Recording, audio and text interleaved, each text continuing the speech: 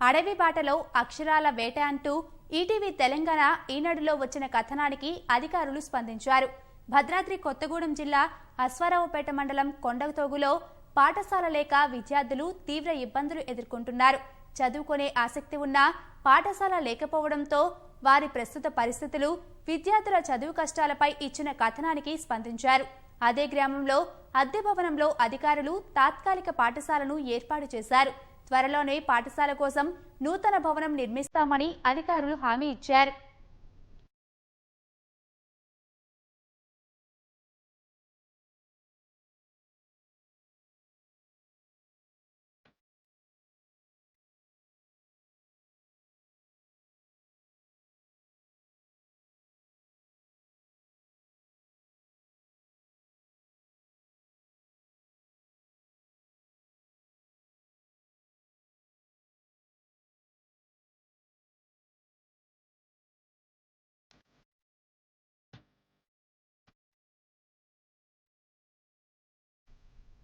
అడవి బాటలో అక్షరాల వేట అంటూ ఈటీవీ తెలంగాణ ఈనాడులో వచ్చిన కథనానికి అధికారులు స్పందించారు.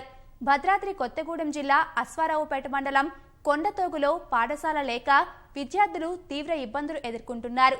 చదువుకునే ఆసక్తి ఉన్నా పాఠశాల లేకపోవడంతో వారి ప్రస్తుత పరిస్థితులు, విద్యార్థుల చదువు కష్టాలపై ఇచ్చిన కథనానికి స్పందించారు. అదే గ్రామంలో అద్దె భవనంలో అధికారులు తాత్కాలిక పాఠశాలను ఏర్పాటు చేశారు. త్వరలోనే పాఠశాల కోసం నూతన భవనం నిర్మిస్తామని అధికారులు హామీ ఇచ్చారు.